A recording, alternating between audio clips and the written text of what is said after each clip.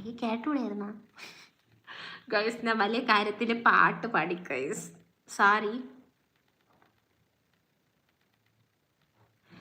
உன் கார் கூந்தல் குழலாகத்தான் எண்ணம் தோன்றும், உன் காதோர முறையாடித்தான் ஜென்மம் தீரும், உன் மார்போடு சாயும் அந்த மயக்கம் போதும், என் மனதோடு சேர்த்து வைக்க வழிகள் தீரும், உன் காதல் ஒன்றை தவித்தேன், என் கையில் ஒன்றும் இல்லை, அதை தாண்டி ஒன்றுமே இல்லை, பெண்ணே பெண்ணே நீ இல்லை என்றால்